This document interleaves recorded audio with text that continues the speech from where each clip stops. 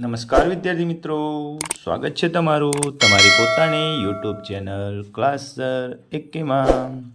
ચાલો આપણે આજના વિડીયોમાં શાળામાં આવેલી નવી સ્વાધ્યાયન પોથીનો ભાગ ચોથો ધોરણ 6માં વિષય વિજ્ઞાનનું પ્રકરણ નંબર 8 પ્રકાશ, પડછાયો અને પરાવર્તન.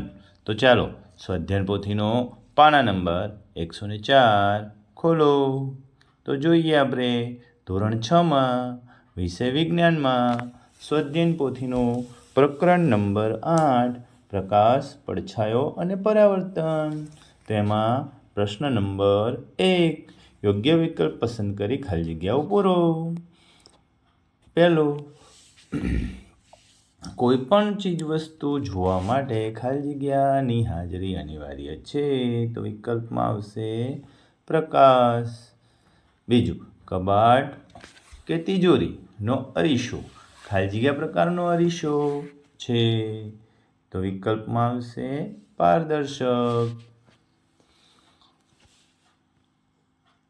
ચાલો ત્રીજું, વિશાલ પાસે એક એવો પદાર્થ છે જેના દ્વારા જોતા તેની સામે રાખેલી બોલપેન ઝાંખી દેખાય છે. તો તે પદાર્થ ખાલી જગ્યા પ્રકારનો હશે. તો એમાં આવશે પારભાષક. ચાલો આપણે નેક્સ્ટ જોઈએ પ્રશ્ન નંબર 2. નીચેના પ્રશ્ન માટે આપેલા વિકલ્પોમાંથી યોગ્ય વિકલ્પ પસંદ કરી તેની સામે ખરાની નિશાની કરો. તો ચાલો કરીએ. ચોથું, રમા એક વૃક્ષના પડછાયાનું સવારે 8 વાગ્યે, બપોરે 12 વાગ્યે અને સાંજે 4 વાગ્યે અવલોકન કરે છે. તો નીચેનામાંથી કયું વિધાન તેના અવલોકન માટે સુસંગત થઈ શકે છે?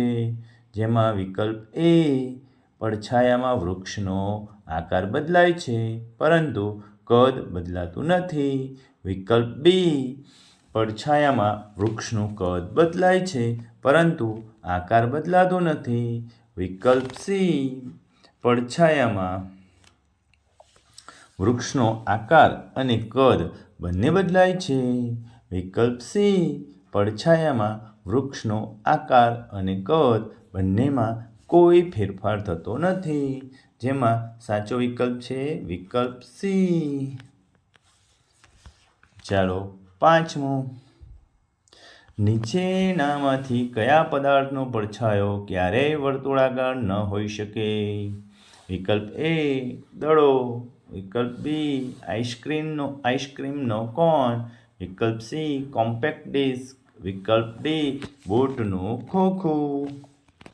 જવાબ આવશે વિકલ્પ બી, આઈસ્ક્રીમનો કોન. ચાલો પ્રશ્ન નંબર 3. નીચેના પ્રશ્નોના માંગ્યા મુજબ જવાબ લખો. છઠ્ઠું, તમે જાણતા હોય તેવા પ્રકાશના ઉદ્ગમ સ્થાનો જણાવો. જવાબ: સૂર્ય, ચંદ્ર, આગિયો, ટોર્ચ, તારા વગેરે પ્રકાશના ઉદ્ગમ સ્થાન છે. સાતમું, પડછાયો જેમાં જોવા મળતો હોય તેવી કુદરતી ઘટનાઓ કઈ છે? જવાબ: સૂર્યનું આથમવું તેમજ સૂર્યગ્રહણ અને ચંદ્રગ્રહણમાં પડછાયો જોવા મળે છે તેવી કુદરતી ઘટનાઓ છે. આઠમું, પડછાયો જોવા માટે કઈ કઈ બાબતો, પરિસ્થિતિ જરૂરી છે? જવાબ: પડછાયો જોવા માટે કોઈ પણ વસ્તુ પર પ્રકાશ પડવો, વસ્તુ પ્રકાશની સામે હોવી અને વસ્તુ અપારદર્શક હોય આ બાબત જરૂરી છે. નવમું, પિનહોલ કેમેરા વડે સૂર્ય સિવાય અન્ય કઈ કઈ વસ્તુઓનું પ્રતિબિંબ મેળવી શકાય? જવાબ: પિનહોલ કેમેરા વડે સૂર્ય સિવાય વૃક્ષ, મનુષ્ય, વાહનો ગમે તે વસ્તુનું ઊંધું પ્રતિબિંબ મેળવી શકાય છે. 10મું, નીચે કૌંસમાં દર્શાવેલ ઉદ્ગમ સ્થળોનું કુદરતી ઉદ્ગમ સ્થાન અને કૃત્રિમ ઉદ્ગમ સ્થાનમાં વર્ગીકરણ કરો. તો સૂર્ય, ફાનસ, બલ્બ, અગ્નિ, મીણબત્તી, આગિયો અને ટોર્ચ. તો કુદરતી ઉદ્ગમ સ્થાન અને કૃત્રિમ ઉદ્ગમ સ્થાન. કુદરતી ઉદ્ગમ સ્થાનમાં સૂર્ય, અને આગિયું. કૃત્રિમ ઉદ્ગમ સ્થાનમાં ફાનસ, બલ્બ, ટોર્ચ અને મીણબત્તી. ચાલો નેક્સ્ટ જોઈએ 11મો. આપણી આસપાસ જોવા મળતા પદાર્થોનું પારદર્શક, પારભાસક, અપારદર્શક પદાર્થોમાં વર્ગીકરણ કરો. દરેક વિભાગમાં 4 પદાર્થો આવે તે રીતે પારદર્શક, પારભાસક અને અપારદર્શક. પારદર્શકમાં જોઈએ કાચ, ચોખ્ખું પાણી, હવા અને કાચની માપપટ્ટી. પારભાસકમાં જોઈએ દૂધિયો કાચ, ડોળું પાણી, ધુમાડો, બારીનો કાચ. અપારદર્શકમાં જોઈએ દિવાલ, લાકડું, લોખંડ, અરીસું. ચાલો નેક્સ્ટ જોઈએ 12મો. ગ્રહણ સમયે સૂર્ય સામે નરી આંખે શા માટે જોવું ન જોઈએ?